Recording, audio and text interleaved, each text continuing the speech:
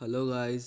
आज के इस वीडियो में हम बात करने वाले हैं क्लास 12 की मैक्रो इकोनॉमिक्स बुक के बारे में। आज की इस वीडियो में हम यूनिट 2 करेंगे मैक्रो इकोनॉमिक्स का, जो है मनी एंड बैंकिंग।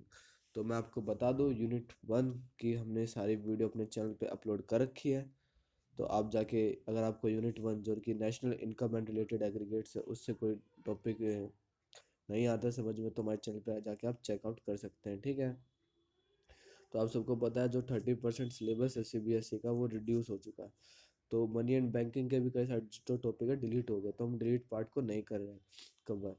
हम मनी एंड बैंकिंग को 2 से 3 वीडियो में कवर करने की कोशिश करेंगे, और इसमें हम खाली जो पार्ट आने वाला है पेपर में उसी को पढ़ाएंगे, उसी के बारे में डिस्कस करेंगे, ठीक है ना। तो आज की इस वीडियो का जो हमारा सबसे पहला टॉपिक होने वाला है वो है मनी। कि मनी क्या है। तो मनी देखिए क्या होती है। Money may be defined as anything which is generally acceptable as medium of exchange। जो मीडियम ऑफ एक्सचेंज पॉइंट है, ये आपका सबसे इंपॉर्टेंट पॉइंट है, ये बात आप ध्यान रखना। जो मनी है, इससे एक क्वेश्चन 2 नंबर में आ जाता है पेपर में, डिफाइन मनी है, व्हाट इज मनी। तो आपको नहीं पता ये सारे पॉइंट्स, तो आपको खाली इतना भी ध्यान रख लेंगे कि money is anything which is defined as medium of exchange. तो आपके 1 नंबर पक्का है वहाँ पे, इस बात को आप ध्यान रखना। तो ये आपको पता होना चाहिए कि मीडियम ऑफ एक्सचेंज, मनी कोई भी वस्तु होती है जिसको किसी इकोनॉमी के अंदर एक्सेप्ट किया जाता है as a medium of exchange, ठीक है। हमें तो 2 नंबर लेने, तो इसकी एक बार हम पूरी डेफिनेशन पढ़ते हैं। Money may be defined as anything which is generally acceptable as medium of exchange, measure of value, store of value and standard method of payment.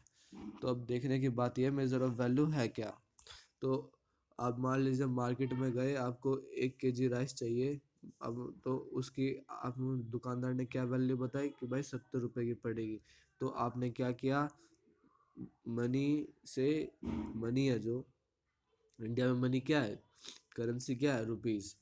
तो आपने मनी से किसी कमोडिटी की, क्या कहते हैं, कमोडिटी यहाँ पे राइस है, तो किसी कमोडिटी की वैल्यू मेजर कर ली, है ना।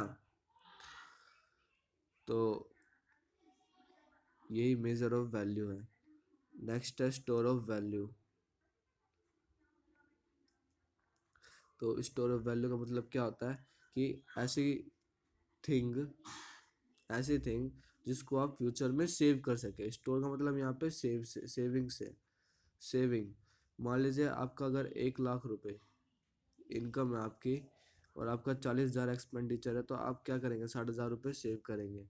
तो यहाँ पे बेसिकली स्टोर का मतलब सेविंग्स है। तो यानी मनी एक ऐसी चीज़ है जिसको आप फ्यूचर में सेव कर पाए। तो अभी तक हमने क्या पढ़ा, money may be defined as anything which is generally acceptable as medium of exchange, कि जिससे आप कोई गुड्स एंड सर्विस को कंज्यूम कर सके। Measure of measure of value, जिससे आप किसी कमोडिटी की वैल्यू मेजर कर सके। स्टोर ऑफ वैल्यू, जिससे आप मनी को स्टोर कर सके, उसकी वैल्यू को सेव कर सके। And standard method of payment, इसका बेसिकली मतलब है कि जिससे कि आप फ्यूचर में भुगतान कर सके किसी कमोडिटी का। We can make payment in future, money की मदद से आप फ्यूचर में भी किसी चीज़ के पैसे दे सकते हैं। फॉर एग्जांपल, आपने किस घर में किसी की शादी है, और आपने कोट पैंट लेने गए, और वहाँ पे आपको आगे पसंद 5,000 का कोट पैंट, और वो दुकानदार आपका क्या जान पहचान वाला, आपके पास एट प्रेजेंट टाइम में पैसे नहीं है। तो आप क्या करेंगे, उधार कर लेंगे। क्या होगा कि भाई मैं 2-3 दिन बाद या वीक के बाद, 2-3 वीक के बाद आपको पैसे दे दूंगा। बोलेगा भाई ठीक है, ले जा, पैसे दे दो बाद में। तो आप उसको फ्यूचर में कैसे भुगतान करेंगे, आप करेंगे पैसे के फॉर्म में भुगतान। तो यही है कि मनी एक ऐसी चीज़ है जिससे हम फ्यूचर में भी भुगतान कर सके।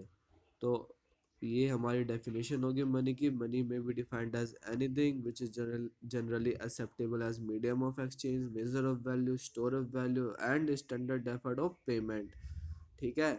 और कई बार क्वेश्चन पूछना जाता है, व्हाट आर द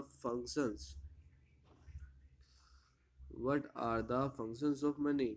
तो आपको ये बात ध्यान रखना है कि मनी के फंक्शंस भी यही है, medium of exchange, measure of value, store of value and standard method of payment, ठीक है। मनी के जो फंक्शंस है ये भी यही है। तो 4 नंबर में क्वेश्चन आएगा तो छोड़ना नहीं है। इसकी डेफिनेशन से ही अगर 4 नंबर में क्वेश्चन आए तो आपको छोड़ना नहीं है, इसकी डेफिनेशन के जो ये 4 पॉइंट है इन्हीं को आप फंक्शन में भी लिख सकते हैं। तो ठीक है, आई होप आपको मनी का जो है टॉपिक क्लियर हो गया होगा। अब नेक्स्ट टॉपिक पे चलते हैं जो कि हमारा मनी सप्लाई है। तो मनी सप्लाई होता क्या है?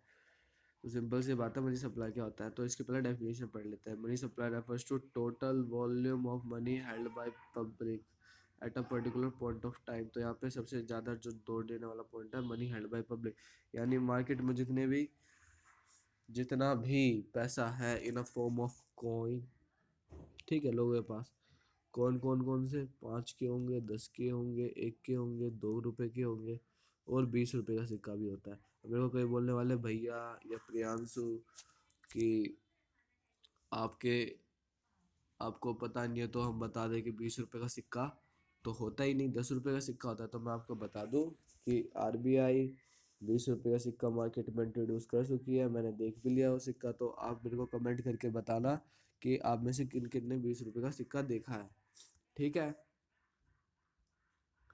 तो मार्केट में लोगों के पास जितना भी पैसा है eight a particular point of time, मान लीजिए 11 नवंबर है आज, तो 11 नवंबर में लोगों के पास in a form of note and coins, जितने भी नोट प्रेजेंट है लोगों के पास और कॉइन है, वो सब मनी सप्लाई के अंदर इंक्लूड होगा। ध्यान रहे, मनी सप्लाई के अंदर कमर्शियल बैंक में जितना भी डिपॉजिट है और आरबीआई के पास जितना भी डिपॉजिट है वो इंक्लूड नहीं होता, क्योंकि जो आरबीआई है कमर्शियल बैंक है ये मनी सप्लायर है। तो आज से 1 नंबर में क्वेश्चन पूछ लिया जाए व्हाट आर द वो who are the money suppliers, तो क्या कहेंगे आप कि मनी सप्लायर कौन है? तो आप कहेंगे कमर्शियल बैंक्स एंड आरबीआई या सेंट्रल बैंक, ठीक है ना। ये मनी सप्लायर होते हैं, इनके पास जितना भी डिपॉजिट है वो इंक्लूड नहीं करते मनी सप्लाई में। खाली मनी हेल्ड बाय पब्लिक, यानी जितना भी पैसा लोगों के पास है मार्केट में, ठीक है, या एक इकोनॉमी में, वो वही मनी सप्लाई के अंदर इंक्लूड किया जाता है। और आपको ध्यान रखना है कि ये एक स्टॉक कॉन्सेप्ट है। ये क्वेश्चन भी पूछ सकते हैं आपसे कि मनी सप्लाई कैसा कॉन्सेप्ट है, फ्लो कॉन्सेप्ट है या स्टॉक कॉन्सेप्ट है। तो आपको ध्यान रखना है ये स्टॉक कॉन्सेप्ट है, फ्लो नहीं है, क्योंकि आप बता सकते हैं कि 11 नवंबर में मनी सप्लाई मार्केट के अंदर इतनी है और 12 नवंबर को इतनी हो जाएगी या 10 तारीख को इतनी थी, तो that means it is money supply is a stock concept, ठीक है। आई होप आपको मनी सप्लाई का टॉपिक भी क्लियर हो गया होगा। तो अब नेक्स्ट टॉपिक पे चलते हैं हम अपना, मेजर्स ऑफ मनी। तो आपको बता दूं, जो मनी है उसको सप्लाई करने के 4 मेजर होता है। पहला मेजर होता है M1, दूसरा M2, तीसरा M3 एंड M4, ठीक है। 4 मेजर्स में से डिवाइड किया गया है। तो हम पढ़ लेते हैं कि इन मेजर में क्या क्या इंक्लूड किए जाते हैं। तो जो हमारा सबसे पहला मेजर है होने वाला है M1। तो M1 के अंदर क्या इंक्लूड होता है? तो M1 है जो इसके अंदर इंक्लूड होता है करेंसी। करेंसी मतलब total money held by public, यानी वही पॉइंट कि जितना भी पैसा मार्केट में लोगों के पास है तो वो इंक्लूड होगा। प्लस क्या होगा मनी सप्लाई में? Demand deposit. डिमांड डिपॉजिट मतलब फर्म्स, जितने भी फर्म्स हैं उनके द्वारा जितना भी डिपॉजिट किया गया कमर्शियल बैंक में, अमाउंट मान लीजिए एक्स अमाउंट डिपॉजिट किया गया है, तो उसको हम इंक्लूड करते हैं M1 के अंदर। और थर्ड वाला होता है other deposit of RBI. Other deposit of RBI से मतलब कि जितना भी डिपॉजिट होता है किसी फाइनेंशियल इंस्टीट्यूशन के द्वारा, जैसे कि मैं आपको एक बार स्क्रीन क्लियर करके समझाता हूँ। अब हमें पता है कि वर्ल्ड में कई सारी फाइनेंशियल इंस्टीट्यूशन एग्जिस्ट करती है, यानी आर्थिक संस्थाएं और इंटरनेशनल ऑर्गेनाइजेशंस, जैसे कि हमारा हो गया वर्ल्ड बैंक हो गया, आईएमएफ हो गया, इंटरनेशनल मॉनेटरी फंड, या डब्ल्यूएचओ हो गया। इनके द्वारा जितना भी पैसा जमा किया गया है आरबीआई के अंदर वो सब हम इंक्लूड करते हैं M1 के अंदर। यानी कि जितने भी इंटरनेशनल ऑर्गेनाइजेशन और फाइनेंशियल इंस्टीट्यूशन के द्वारा आरबीआई के अंदर जितनी मनी डिपॉजिट करी जाती है वो सब हम इंक्लूड करेंगे M1 के अंदर। तो ठीक है, तो अब M1 की क्या, एक तरह से M1 का क्या फॉर्मूला हो गया? करेंसी प्लस डिमांड डिपॉजिट, कि जितनी भी पैसा फर्म्स के द्वारा कमर्शियल बैंक में डिपॉजिट किया गया, plus OD, other deposit of other deposit of RBI, कि फाइनेंशियल इंस्टीट्यूशन और international organization World Bank IMF के द्वारा जितना भी पैसा डिपॉजिट किया जाता है आरबीआई के अंदर। अच्छा, इसमें गवर्नमेंट के द्वारा जितना भी पैसा डिपॉजिट किया जाता है उसको हम इंक्लूड नहीं करेंगे। गवर्नमेंट की का जो पैसा है आरबीआई के पास उसको M1 में इंक्लूड नहीं करते, खाली बाहर से जो पैसा होता है इन संस्थाओं के द्वारा डिपॉजिट उनको इंक्लूड करते हैं। ठीक है, इ- इसलिए यहाँ पे अदर डिपॉजिट ऑफ आरबीआई कहा गया है। तो अब हमारा अगला पॉइंट है M2। अगला मेजर है M2। तो M2 में हम क्या क्या इंक्लूड करते हैं? जो M2 के अंदर हम M1 इंक्लूड करते हैं। M1 इंक्लूड करने मतलब करेंसी, डीडी और ओडी। ठीक है, हाँ, तो M2 के अंदर हम M1 इंक्लूड करते हैं plus saving deposit with post office करता है। यानी कि आपने कई लोगों को सुना होगा कि भाई मेरा खाता तो डाक खाने में चल रहा है, यानी डाक खाने के अंदर जितने भी सेविंग्स अकाउंट हैं वो सब इंक्लूड होता है, वो सब इंक्लूड होता है M2 के अंदर। यानी M2 equals to M1 plus the savings account. ठीक है, और पोस्ट ऑफिस। तो आपका M2 भी अब क्लियर हो गया कि अब आपको पता लग गया M2 में क्या क्या इंक्लूड होता है। अब हमारा नेक्स्ट है M3। M3 क्या है? तो M3 है M1 plus time deposit with the banks. अच्छा, तो यहाँ पे टाइम डिपॉजिट कौन से खाते होते हैं? टाइम डिपॉजिट वाले खाते वो होते हैं जिसके अंदर एक आदमी को एक फिक्स्ड अमाउंट में एक रकम जमा करनी पड़ती है। मान लीजिए कि 5 साल, 5 साल के अंदर एक आदमी है एक्स, उसे पैसे जमा करने हैं 10 लाख रुपए। तो अगर वो 10 लाख रुपए 5 साल के अंदर जमा कर देगा तो बैंक क्या करेगी? कंपेरेटिवली अदर अकाउंट्स उसे क्या करेगी? ज़्यादा इंटरेस्ट पे करेगी। ठीक है ना, तो उसको ज़्यादा इंटरेस्ट मिलता है। इसको हम एफडी कहते हैं। इसका एग्जांपल हो गया एफडी वाले खाते, कि भाई कोई कहता है मेरे तो 10 लाख की एफडी है, तो वो खाते इसके अंदर इंक्लूड हो जाते हैं। यानी M3 में क्या इंक्लूड हुआ? M1 plus time deposit with banks. इसमें अब ये ध्यान देना, M3 में M2 इंक्लूड नहीं हो रहा, M2 इंक्लूड नहीं हो रहा, इसमें भी M1 ही इंक्लूड हो रहा है। ठीक है ना। अब नेक्स्ट आ गया हमारा जो टॉपिक है M4, कि M4 क्या है। तो देखिए जो ये M4 है इसको मैं काट देता हूँ M4। तो ये जो M4 है इसके अंदर M3 इंक्लूड हो रहा है, यानी M3 के सारे कंपोनेंट इंक्लूड हो रहा है। M1 भी इंक्लूड हो रहा है, time deposit with the banks भी इंक्लूड हो रहा है। तो M4 के अंदर M3 इंक्लूड होता है, और total deposit of post office saving organization excluding NSC। मतलब कि पोस्ट ऑफिस में तो खाली सेविंग्स अकाउंट तो होते नहीं होंगे, जिसको जो सेविंग्स अकाउंट हमने M2 में इंक्लूड करा था, और भी तरह के अकाउंट होते होंगे।